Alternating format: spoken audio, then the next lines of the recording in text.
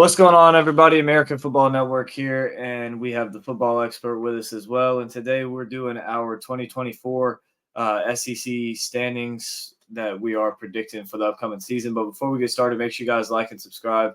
Help me reach that goal of 1,400 subscribers by the end of July. Also, go check out the Football Expert. Let them know how where they can find you at. Yeah, you can find me. Just type in the Football Expert in YouTube. You can find me there, and then you can also type in the Football Expert in X or Twitter as well. So, yeah, you can find me in either spot. Yeah, so let's go ahead and jump into today's video. We have our SEC standings. We'll start at the bottom, number 16. We're just going to kind of fly through these until we get about top 10, top 5. Because, I mean, the bottom's pretty self-explanatory. Who you got at 16? 16, I think it's obvious. It's Vandy. Yeah. Vandy had a lot of struggles last year with the loss of Ray Davis to Kentucky for that season. It was a struggle throughout the season. They had a lot of work that they needed to do, and A.J. Swan was a disappointment. There's nothing that you can say other than that. And overall, Vanderbilt's got a lot of work to do. I could see them maybe winning an SEC game or two, but even then, I don't see you get out of the last spot. So I don't either. I think it's one at the least. I think just overall on the season, Vanderbilt gets maybe 3 wins overall, 4 wins. Yeah. Not expecting a whole lot out of them. So moving on to number 15, who you got? Number 15, I got Miss State. Even though Jeff Lebby, I think, has some struggles when it comes to becoming a head coach and stuff like that, I think he could be a good head coach. But right now, this Miss State team is in a rough position when it comes to overall depth, when it comes to overall anything. I think that Miss State has a lot of work to do, even at the quarterback position. You got Blake Shapen coming in. The Baylor transfer, I'm not a big fan of Shapen. And you literally have no offensive returning starters and only 2 on the defense. I'm from a team that was already bad last year. Yeah. So Lebby's got a lot of work to do, and I don't know if I see a win on this SEC schedule. Obviously, you'll beat UMass and Eastern Kentucky, but a game against Arizona State on the road, Kenny Dillingham probably has a win there. I could see 2 wins, maybe. You'll probably beat Toledo. So even Toledo could be a tough one. I know they lost their quarterback Daquan Finn to Baylor, but it could still be a tough game for them. Yeah, I have Mississippi State at 15 as well. I don't expect a whole lot out of them. I do think Lebby can be a solid head coach, but he's definitely going to have to rebuild for a while. And if they want him to be good, they're going to have to give him a lot of time and a lot of patience with him because Miss State's a mess right now. Moving on, number 14, who you got there? 14, I got your favorite team, Carolina Gamecocks. Carolina this may be a 6-win team. Like, even though the 3rd worst in the conference, this may be a 6-win team. You got in the non-conference Old Dominion, Akron, Wofford, and Clemson. Obviously, the Clemson game is going to be difficult, but it's a rivalry game. Last year, it went in Clemson's favor. The year before, it went in South Carolina's favor. And both of those games were pretty close throughout it. 7 years before that also went in Clemson's favor. That is true, but the 5 years before that went in South Carolina's favor. Yeah. So, but I at least like to see it going a little more back and forth. Like when Ohio State or Michigan's rivalry is just so lopsided in one way or another, it's just no fun. Same thing with Notre Dame and USC or stuff like that. Either way, point being is this: Lenore's Sellers may be good at the end of the year, but when I'm looking at this early on SEC schedule at Kentucky, LSU, Ole Miss, at Alabama, at Oklahoma, that's like the first half. I just don't see it there. I just don't. I don't either, especially losing the top 2 targets from last year and Juice Wells and Xavier Legette. He does have Nick Harbor, who's going to be a good wide receiver on the outside. Yeah. But yeah, so for me at number 14, I have Arkansas. I think Arkansas is a team who they have some potential. They bring in Taylor Green, the transfer from Boise State. He's a guy who's a very dual threat quarterback in a different way than Jefferson was. He's a little bit more elusive and quick instead of more of a power runner like Jefferson. But he's a guy who has a huge arm and can hit a deep ball. The problem is his accuracy on those deep throws. He needs to improve. And we said the same thing last year I did about him at Boise State. If he's got the deep ball accuracy, Boise State's going to be an elite offense. And I mean, he was a solid quarterback for him last year, but he couldn't hit the deep ball as accurately as you would hope for. Maybe that'll change at Arkansas. The biggest thing for me when I look at Arkansas is that offensive line was a mess last year, and that was really the reason, one of the big reasons for a lot of their struggles offensively last year. And that's something that Sam Pittman's going to have to fix. That's something that is the one issue you want to have under a Sam Pittman coach team, because he's, that's what he specializes at. That's what he's best with and best at fixing. And so I think it's a possible fix. I think defensively they're pretty solid, especially when you look at Landon Jackson on the defensive line. I think he's the big dog for them, the big leader for them defensively. I think Arkansas can be a good team, but it's also, too, when you just look at the schedule, it's just a tough schedule that they got to go through. And I just don't know if they're going to be able to do it. I think that this could be a solid team, although the record may not improve at all from last year. But I do think they'll be a better team than last year. So moving on to number 13. Number 13, I got the Hogs. So we got I got 13 and 14 swapped with what Lincoln has here. I got the Hogs at 13. I just think that when you're looking at Arkansas, I just see it a little bit better when it comes to the SEC. They got a home game in certain categories, like a home game against Tennessee, neutral site against Texas A&M, a home game against LSU. So I think that they could rack up a couple of wins there. And obviously you have the Bobby Petrino in town, so that's going to be interesting. And you could see an improvement there. Like I think that you're going to see some offensive improvement. Defensively, I could see a lot more struggles. And just overall, this Arkansas team, they're in a rut. Unfortunately, Sam Pittman probably on the hot seat and probably going to be fired after this year. I do like the guy, but overall, you're in a tough spot. For sure. I mean, going back to Sam Pittman before I move on to my number 13 team, I think he's a great head coach. I just think that I don't think he's good enough recruiting wise, and to keep up in a conference like the SEC with a team who doesn't have they're not going to help you a lot in recruiting. It's not like you're Alabama and you have, all this stuff that you can use to help recruit. It's Arkansas. It's a little bit tougher to recruit there in the first place. And when you're not an elite recruiter, it's going to be tough. But I think you see a guy like Sam Pittman go to a Big 12 school or, a smaller group or a bigger group of 5 school. I think he could be really good somewhere like that. And that's what I love to see for him. But for me at number 13, I have South Carolina. This is a team. They're a pretty solid team roster wise. The problem is they just can never put it all together. Like I said, Lenore Sellers comes in, the freshman. He's supposed to be the savior in Columbia. I don't see it, especially early on in the season. Right out of the gate in week 2, you're going on the road to Kentucky, which is going to be a tough game. Kentucky, South Carolina always play each other pretty close. Last year, South Carolina pulled it out 17-14, but they always play each other really close. When I look at the South Carolina team, the strength is definitely the secondary where they return all their starters, but one. And so it's going to be something that's a situation I see with South Carolina where they may go 5-7 again. I think the team will be a little bit better than it was last year, but with this schedule, I don't know if they will. I don't know if their record will improve any, but I don't think it's going to be a terrible year for them. But I think after this year, I think they'll have a pretty down year. I think they'll have a losing record this year. I don't have them at 6-6, and I think going into next year, Shane Beamer may be on the hot seat for them. So number 12, I got the Florida Gators.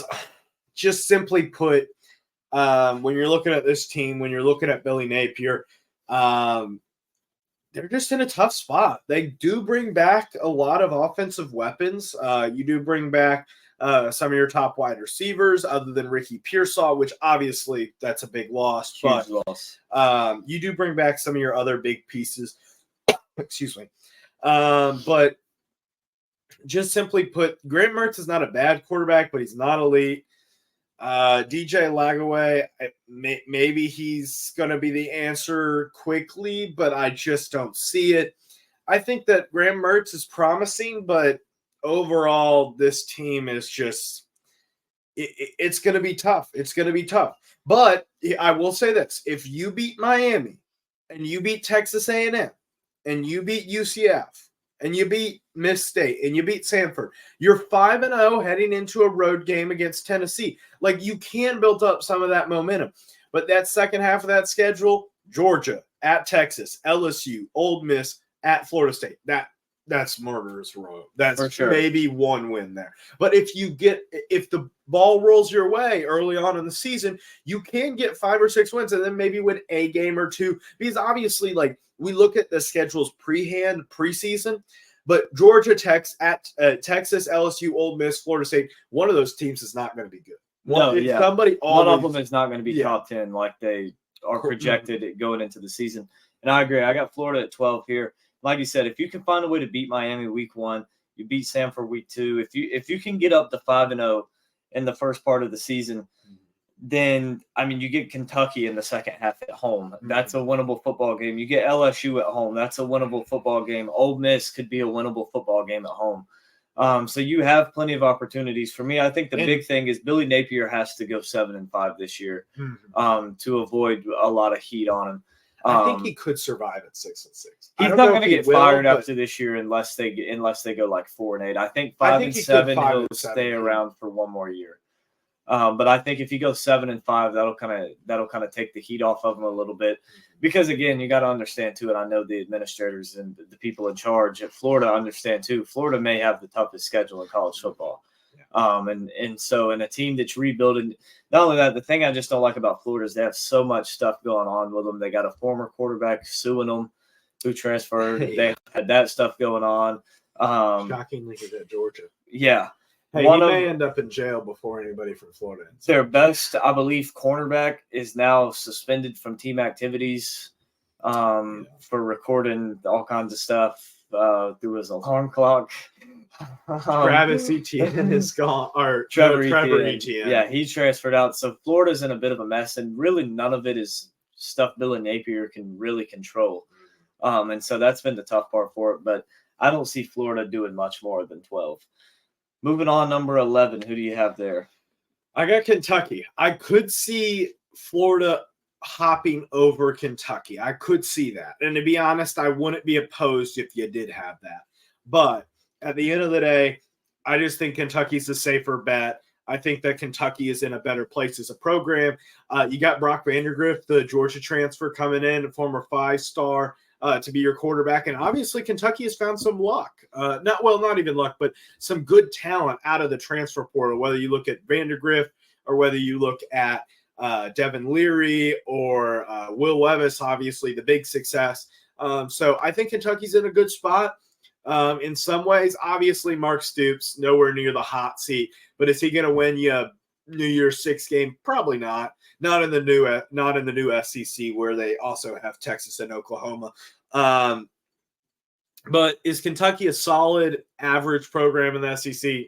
Yeah, they're a little bit below average this year, but overall they'll be solid. They'll probably win 7-8 games. For sure. Yep. I have them sitting at 11 as well. I look at the schedule, and it's pretty favorable through 6 games for sure. Southern Miss, South Carolina. You do play Georgia, but it is a home game, which, I mean, you're still going to get crushed, but at least can give you a false sense of hope. Then you get Ohio. Then you do got to go at Ole Miss, but then you get Vanderbilt at Florida. That's a winnable game. Auburn at home, a winnable game. At Tennessee, honestly, that's a winnable football game. Murray State, and then at Texas, and then Louisville. I could see Kentucky winning 7-8 games this year. I think that Barry and Brown and Dane Key at wide receiver are going to be great targets for Brock Vandagriff. And I think that Kentucky going to have a pretty solid offense, as well as returning 9 starters defensively on this team. It's going to be a very talented team for Kentucky. I just don't know if they have the talent to compete with the big dogs that will get them that will get them higher up in the rankings. That was the biggest thing for me. So moving on to number 10, who do you have there? Number 10, I got Texas A&M here. So I think the Aggies are in a better spot under Mike Elko than they are under Jimbo Fisher. Jimbo Fisher obviously was a big swing and a miss for the university. Let's not mince words. It was a big swing and a miss. It is what it is. But when you're looking at this team, when you're looking at A&M, excuse me, you do have some pieces there. You do have some ways in which I think you can improve. At quarterback, you got Connor Wegman. You do have some pieces at wide receiver, but overall, your defense was decimated by the transfer portal, and you're just looking at all sorts of issues. You got a home game week 1 against Notre Dame, and that's going to be a tough game to be able to win. Outside of that, you got a road game against Florida, the Swamp, not an easy place to play. And then you got a neutral site game against Arkansas. If this season gets off rough, it's going to be hard to be able to turn it around. But don't get me wrong, November 30th, I'm watching that Texas A&M game. That's going to be a fun matchup. That'll be the game. But outside of that, I just think that this Texas A&M team, outside of the middle of the pack, I just don't see them separating themselves year 1 under Elko. But Elko is a good hire, and I think the right hire. So I think they're in a good spot, but right now, middle of the pack. So I agree as well. I think that not Ole Miss, Texas A&M is going to have a very solid season, especially an improvement from last year. When I look at this team, the biggest thing for them is Weigman at quarterback has to stay healthy. You look at A&M over the last 2 years, they've had 7 different quarterbacks play in games due to injuries, and you just can't do that. You got to have more consistency and more availability at the quarterback position. But if he stays healthy, you bring back some very good weapons. I don't think this is the year for A&M where they really take a big step forward. I think that is next year with Weigman with a full year under his belt, Elko a full year under his belt, time to get his schemes and his players in there. Through the transfer portal, that is one thing that really helps is Mike Elko can come in and he doesn't have to wait 3 to 4 years recruiting cycles to get all of his guys in. He could go out and by next year have a majority of them in. Yeah. And so that's something that I think will work into the benefit of him. But I do think A&M will have a pretty solid season. I think they'll win 7-8 games this year and have a pretty good finish to the season. But I don't see them finishing higher than 10. They won't be losing or almost losing to UMass at halftime. Let's put it that way. No, yeah. So number 9, we're almost halfway through. Oklahoma Sooners. I'm just not super high on Oklahoma this year. Jackson Arnold is playing quarterback for him, obviously with the transfer of Dylan Gabriel, moving on to Oregon. Oklahoma's they got a tough schedule. They got Houston and Temple and Tulane in the non-conference. Their only super easy win is against Maine. Outside of that, it's not going to be like easy sledding. You're not going to be able to pull out an almost loss to UCF. You're just not going to be able to do that.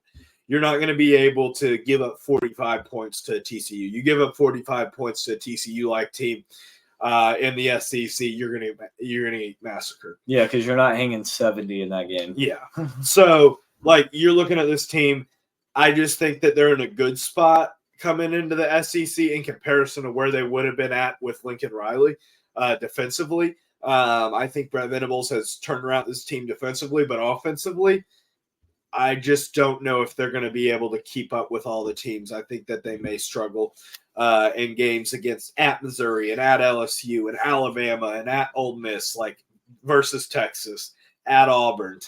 That's a rough SEC schedule. So I also have Oklahoma at 9 too, and I think going to your point with the offense, another thing that really hurts too is you lose your offensive coordinator in Jeff Levy. Yeah. So not only do you lose all these pieces, only bring back 2 starters offensively, but now your offensive coordinator is gone too. And I agree. I think the defense for Oklahoma is going to be really solid. I think it'll be top half of the SEC, probably top 5, top 6. They have a lot of good players, maybe the best linebacker, definitely top 3 linebacker in the SEC and Danny Stutzman. But like you said, just offensively, there's not really anything offensively that's guaranteed for Oklahoma other than Gavin Sawchuk. That's about it. He's going to be a tough, hard runner for you all season long and have a 1,000-yard season. But other than that, you don't really know what's going to go on offensively. And so that's why I have the Sooners at number 9. But moving on to number 8. Number 8, I got them LSU Tigers, my family. Brian Kelly. Honestly, I was telling Lincoln this before we started recording. I don't know what Brian Kelly made it down to the Bayou, because I don't know why his defense at LSU is struggling and he has a Heisman winning quarterback. I don't get this. Middle of the pack, honestly. Like, it's a team that they could be a couple spots higher, a couple spots lower. And I wouldn't have a much of an issue, but they're kind of stuck in between, like, I think 6 through 11. I think that's kind of their range. And I think that they're in a tough spot overall. But Garrett Nussmeier is a good quarterback, but he's not Jalen Daniels. But you should improve in other areas. We'll see. I'm kind of concerned about this defense. I don't know what to think. So we'll see. So. Yeah, for me at number 8, I have Tennessee. This is a team. I'm not the biggest fan of Nico. I haven't seen a ton out of him. I mean, he played well in the bowl game against Iowa, but it's against an Iowa team who had a lot of opt-outs defensively. So they lose a lot, especially defensively. Offense, I still think they're going to be fine though, because they have weapons and they have the talent. And Heupel is a great offensive-minded coach. The problem I see is defensively. They only bring back 3 starters, all on the D-line. That secondary is a mess. When you look at the teams that play, like, I think they lose week 2 against NC State in Charlotte. I could see them losing at Oklahoma. They get Alabama at home, at Georgia. I mean, they do have Tennessee may have gotten the most favorable schedule of any SEC team. But it's still just something where I don't trust this defense. I think that they're going to give up a lot of points this season. And I think that they're just going to get outmatched on both lines of scrimmage all season long. And so I'm not a big fan of Tennessee this year. So I have them down at 8. Who do you have at 7? At 7, I got the Auburn Tigers. I like Hugh Freeze. I like where he's at. I like where the program's moving. And honestly, I think that they're in a good position to continue to improve. And I think that when it comes to this Auburn team at running back, obviously Jaquez Hunter, great running back, and Peyton Thorne at quarterback. Hopefully you can find some sort of hidden gem on the bench, but we'll see. I think Auburn will continue to make improvements. Obviously, Peyton Thorne will probably improve some this year with the RPO system and stuff like that, making better reads, doing that. But honestly, I think Hugh Freeze is a good head coach, and I think that he could get 8, maybe 9 wins this year. So we'll see. I agree. Yeah, I have Auburn at 7 as well. I have them at 8-4 on the year. I look at Jarquez Hunter. He's the best running back in the SEC. I don't care what you think. He's the best running back in the SEC, and he'll show it again this year. When you look at Peyton Thorne, this is a guy who I think he's going to take a big step forward. You look at him last year, he had 0 weapons offensively for him on the outside at receiver. Now you bring in some new guys. You bring in some transfers, and the big guy out there that you recruited, Cam Coleman, 5-star receiver. He had a great spring. I expect big things from him. You got Robert Lewis, who transferred in from Georgia State, Keandre Lambert-Smith coming in from Penn State. And then you also have Perry Thompson that you went out and recruited as well, another big-time guy, 4-star wide receiver. I think that this is going to be a very good offensive team for Auburn. I'm excited to watch them. I think they're going to have a great season. And defensively, I think DJ Durkin and Charles Kelly make a great combo at DC. And I think that they have some talent to work with back there. I think they'll improve that defense. And I think that they could get to 4-4 in the SEC, 5-3 in the SEC this year. So looking now on to number 6, who do you have there? Number 6, I got Tennessee, the real UT, I guess, if we're getting into that debate. But when it comes to Tennessee, you're looking at a team that I think Nico's in a good spot. And even though, yeah, you are right, they only bring back 3 defensive starters, but you do have to mention they do bring back the best defensive player in the SEC in James Pierce. So I think Pierce makes up for a lack of quantity rather than having quality. And even they brought in a 5-star Jordan Ross at edge. So you could see a lot of potential from the defensive line, and maybe that helps a weak secondary. Because don't get me wrong, I think you're 100% right that it is a weak secondary. But this is a Tennessee team that they put up points, 49, 30. 45, 41. Like, this is a team that puts up 53, 48, 35. This is a team that really did a good job at putting up points. The only games that they really struggled in were at Missouri and against Georgia. Outside of those two games, this was a really good team in the SEC, and I think we'll continue to improve. I think that they could be better than Missouri, but Nico being a new product, I just don't feel comfortable putting them above Missouri. Yep, for sure. Number 6 for me, I have LSU. This is a team I think they're going to be very solid defensively, and LSU actually returns the best defensive player in the SEC in Harold Perkins. I like he's Pierce a dog. better, but yeah. Reason I go with Perkins is he can pass rush. His pass rush is just as good as Pierce, but he can also drop back into coverage. Yeah, that's why I go with Perkins. He's more of a dual threat type guy. You look at this team offensively; they have some pretty good weapons. Kyron Lacey. Now they do lose the two big dogs and Brian Thomas and Malik Neighbors, so that hurts, as well as, like you mentioned, losing the quarterback. But Grant Nussmeier and AJ Swan, I think, can be solid quarterbacks. I expect Nussmeier to start.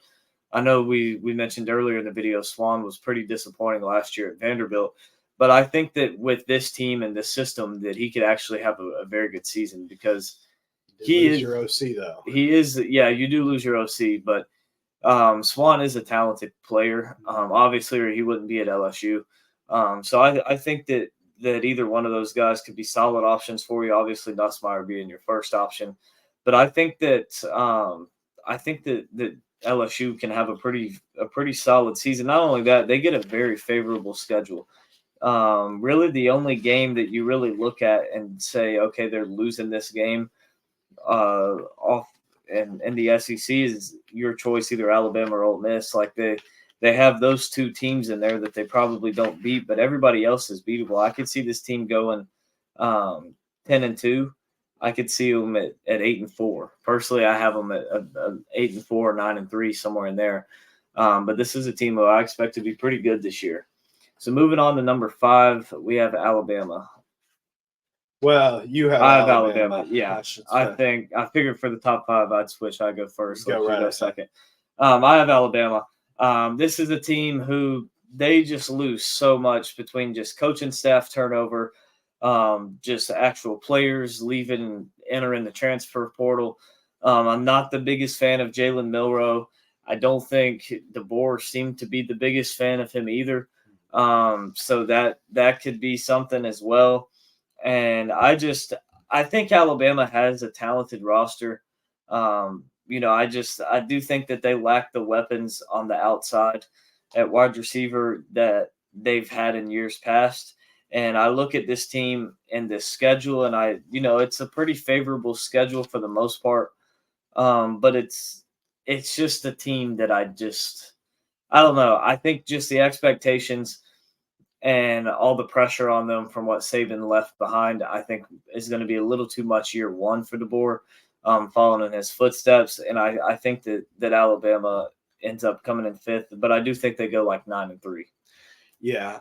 At number 5, I have the Missouri Tigers. Honestly, I just don't trust Drinkowitz totally. Like, I have them at 5, but to repeat what they did last year, you do bring back Brady Cook, you do bring back Luther Burden and Theo Weiss, and you do bring back some defensive pieces. But I don't know. I'm just not fully – I don't fully trust this team. But at the end of the day, listen to the schedule. Murray State, Buffalo. This is the easiest SEC schedule, in my opinion. Boston College, Vanderbilt, at Texas A&M, Massachusetts on the road. That's 6-0 right off the bat. That's a little weird game, though, on the road at UMass. Yeah, I know. Auburn, at Alabama, Oklahoma, at South Carolina, at Miss State, Arkansas. That is the easy. All you play is at Alabama. That's the only game that you play. And I guess Oklahoma, but Oklahoma, they could struggle. We talked about that earlier. This is a really easy schedule, which is part of the reason why I have them at 5. If they had to play Georgia and Texas and so on and so Ole Miss and stuff like that, I'd have them lower. But this is an easy schedule. They're just going to put up points. You got to really screw this up here, Drinkowitz. If you're screwing, this is where you'd have to screw it up in order to not be able to do it. So yeah, For sure. Yeah, I have Missouri at number 4. oh, did you see who their backup quarterback is? Yeah. Yeah, I Drew didn't know. Fine. Okay, I'm sorry, I did not know that until just now. I saw that earlier whenever I was going through their schedule, just looking through I stuff. didn't know what happened to him after Arizona State. Yeah. Honestly, Yep, he's there now. But I look at Missouri. they better hope Riddick. They need to make sure he's in a tightly wrapped bubble. Yeah, oh yeah. Which I look at this team offensively, they're, in my opinion, second, third best offense in the SEC behind Ole Miss and Texas. They might be ahead of Texas a little bit. I personally would take Texas, but you could argue Missouri there. Yeah. Defensively, they're pretty solid. They're not the best. They're about middle of the pack defensively in the SEC. But the biggest thing for me is this offensive talent mixed with this schedule that they have. They're going to put points up on everybody, and most of these teams just don't have an offense good enough to score as many points as Missouri's going to hang on them. You look at some of these offenses, like Boston College couldn't drop 40 points on a high school team. So Missouri's going to have no problem with some of those teams like that. It's going to be pretty easy schedule for Missouri for sure. But moving on to number no, you still got to do your number 4. Who you got? Number 4 for me, I got Alabama. I think Bama is in a decent spot. Don't get me wrong. Saban did probably leave them in probably one of the most vulnerable spots they've been in a few years. Milroe obviously is I think a good quarterback. And I think he could improve, but I do agree the wide receiver weapons are at some of the worst levels they've ever been at under Nick Saban and now under Kalen DeBoer. But I think this Alabama team, they're in a good spot overall. Defensively, they'll be good. They're going to have to figure some things out, but I don't think that they're going to have as many issues as they had at the beginning of last year either. So. I agree. Yeah, I think they'll at least know their quarterback and kind of what he can do and what he brings to the table. For me at number 3 now, I have Texas. I think they're going to have a pretty good start to their SEC time. They end up getting a pretty favorable schedule. Only tough game is they get Georgia in October for the most. I mean, that's really the only tough game they have within the SEC. Now they have to go at Michigan week 2. That is going to be the biggest game of that week. I'm excited for that one. Personally, I think they kill them. But yeah, pretty favorable schedule for Texas. Looking at it, they might have the easiest schedule. They play nobody. Yeah. Of course, Oklahoma is always going to be tough because it's the Red River. They were supposed to play Georgia until they changed to being in the SEC this year. Or no, Oklahoma was. Yeah, that was Oklahoma. Yeah. Texas plays Georgia this year, and so. But I look at this Texas team defensively. I think they're a little bit skeptical. Now they do, especially in that back end in the secondary. Michael Penix lit them up in the playoff last year. But you look, I mean, they do add a few pieces.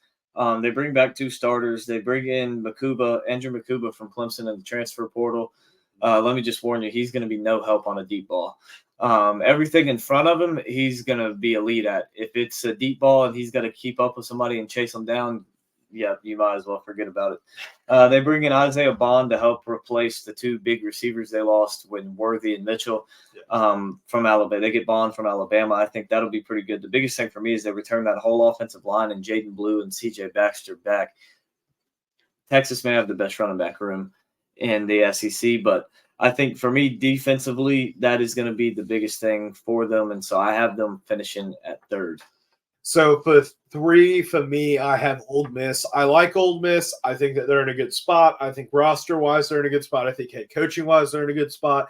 But when it comes to overall presence as a team, I cannot trust Ole Miss to be able to make the SEC championship until they prove it. If it was the old system that they were in where East and West and Texas and Oklahoma weren't in the conference, and yeah, I'd pick them to make it, but not with Texas and Georgia in the same conference. At number 3, I got Ole Miss. I have Ole Miss at number 2. They're going to prove it to you this year. Ole Miss is going to the SEC championship. They have the best offense in maybe the entire country. When you look at these weapons, they have Trey Harris, Juice Wells, and then at running back, Ulysses Bentley, Jackson Dart at quarterback. Defensively, they finally have some big pieces. particularly that huge playmaker right there in the middle of that D line, Walter Nolan. That is going to be huge for them, getting him from Texas A&M. And then also Princely Umanamilayan, definitely not how you say that, but you know what I'm talking about. Yep. He was second team All SEC last year at Florida and had 7 sacks for him. Those 2 guys on that D line, Ole Miss may have the best D line in the SEC this year. It's going to be tough. Georgia's will probably be better, but Ole Miss is going to have a very good defensive line. The secondary is more improved as well as they bring in some transfers in the back end. They get Trey Amos from Alabama, so they bring in a lot of pieces on this defense to kind of fix it, because that's really been the only problem for them, is that an offensive line, but they patch up the offensive line as well. Ole Miss is going to have a great season. I'm excited to see what Lane Kiffin can do with this team. Yeah, at number 2, I got Texas, so we got Texas and Ole Miss flip-flop. But at the end of the day, I think Texas, they're just a little bit more proven. Quinn Ewers, I think, is a better quarterback than Jackson Dart is. And I think that this Texas team, you do lose a lot up the middle. Don't get me wrong with Colborn and who's the other guy's name? I should know this. Kendrick Colburn and what's his name? I picked him on T'Vondre Sweat. Oh yeah. Mm-hmm. I'm about to say I picked him in every mock draft I did because I loved him. Yeah. So I think that you lose a lot up the middle, but outside of that, wide receiver wise, I think you'll be fine. You have plenty of weapons there. Don't get me wrong. Mitchell and Worthy were great wide receivers. I think, look at their draft status. They're great wide receivers, but I think that Texas has enough to replace them. Obviously, running back room, like you said, is fantastic.